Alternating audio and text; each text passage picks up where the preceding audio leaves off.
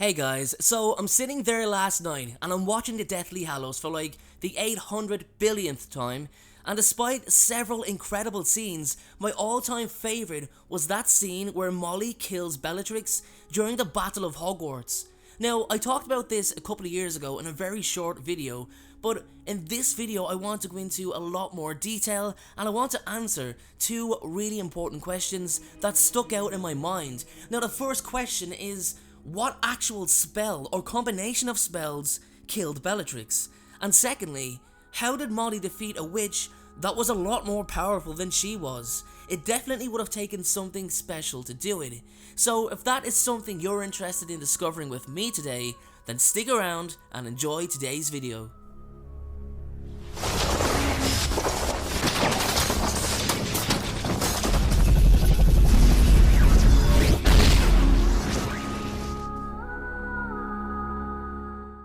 Okay guys, so let's get straight into it. Now, I've learned two things from this encounter, both from the book and from the movie. Now, firstly, the most powerful witch or wizard doesn't always win. And secondly, someone can be killed with a spell other than the killing curse.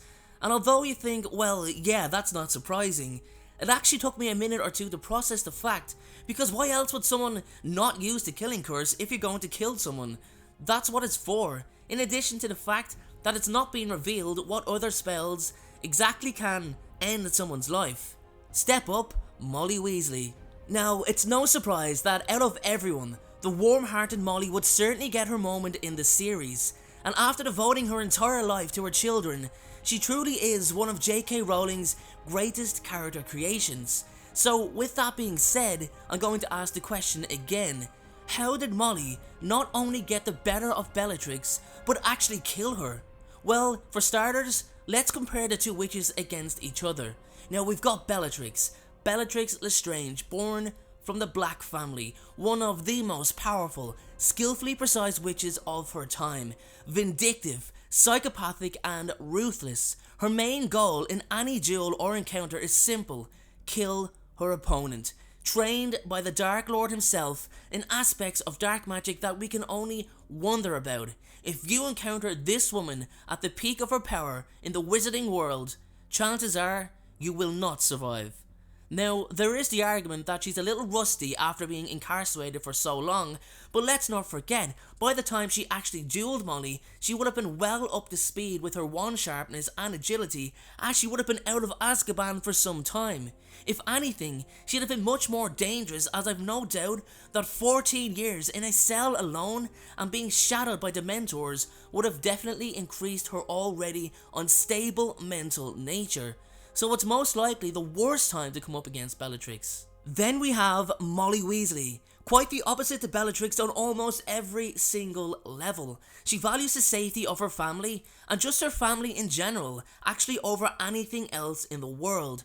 Now, she comes from the Pruitt family, and this is a family with a strong magical background and some talented members also, as Molly's brothers Fabian and Gideon were quite gifted wizards who bravely fought in the First Wizarding War for the Order of the Phoenix. Sadly, however, they lost their lives in a duel against Antonin Dolohov and several of his Death Eater colleagues. Anyway, the point I'm making is that Molly's magical background is strong, and it's a pure bloodline also, so Molly isn't at a disadvantage on those grounds. She was quite gifted herself during her schooling days, but obviously chose the family life instead of pursuing greater aspects of magic. Now, I'm sure I'm not the only one who's thinking, okay, Molly Weasley doesn't appear to be the greatest duelist or have the greatest skill set, but let me tell you where I have to argue her case. There's one thing that means more to Molly than anything in the world, as I've said, and that is her family. So although it's never really stated, you can safely bet that Molly would know at least how to protect them through offensive and defensive spells. Think about it, it doesn't make sense otherwise. If you care about a person or a certain amount of people, then you're going to learn how to keep them safe. So now we've got a good idea of both Bellatrix and Molly from a background point of view. However, with that being said, I think it's quite clear that Bellatrix should have taken Molly out in a clean sweep, such is her ability in both light and dark magic. And we all know that doesn't happen. So what does happen? Well, I'm going to tell you. it actually stems from the activity from both witches. So Bellatrix was literally dueling Luna, Hermione and Ginny all at once, and she's not even trying that hard. She's cocky and she's overconfident, but her skills alone are still too great for the three girls. They were never going to defeat her, and Bellatrix knows that. So Bellatrix says, okay, I've had my fun, I've had my playtime, let's finish them off, and she narrowly misses Ginny Weasley with a killing curse, and I mean narrowly. So Molly is first-hand witness to the near death of her only daughter. So guys, bear in mind, this woman already lost her two brothers in the First Wizarding War, which devastated her and still hurts her to this day. And she's just lost her son Fred earlier in that day. Again, something she will never get over and never forget. So then, seeing Ginny come within inches of being murdered has Molly practically explode with such an overwhelming emotion that she channels every single ounce of magic within her body, and there's only one direction it's going in, straight at Bellatrix Lestrange. Now while Molly is launching the most powerful offensive attack she's ever launched, Bellatrix's overconfidence leads her to wanting a challenge, to wanting to boast of her victory. She wants to let Molly fight. And that is her biggest mistake, underestimating an overwhelmed, emotionally driven mother fueled by the powerful magic of love. Bellatrix lands her shots, and Molly awkwardly but successfully defends them, and the Dark Witch waits for Molly's attack. She wants a fight, as I've said. Massive error on Bellatrix's behalf. Molly delivers blows to kill, and her opponent quickly realizes it. Molly strikes her directly in the chest, right above her heart, and she topples to the ground, lifeless. And no, she doesn't shatter into a million pieces like in the movie. Seriously, what is it with the movies disintegrating people?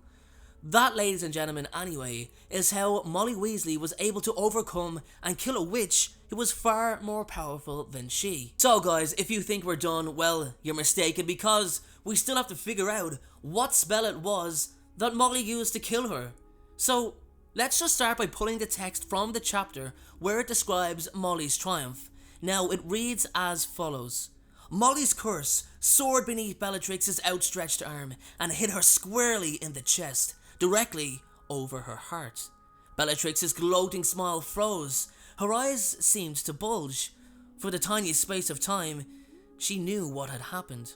And then she toppled, and the watching crowd roared, and Voldemort screamed.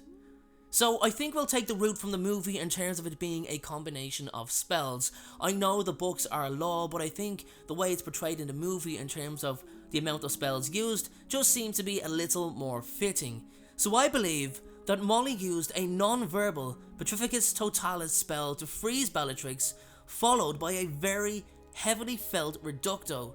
So what do I mean when I say heavily felt? Well, we all know that in order to perform the unforgivable curses, like the Killing Curse, the Imperious Curse, the Cruciatus Curse, the caster has to mean it. They have to want to harm their opponent. They have to feel it.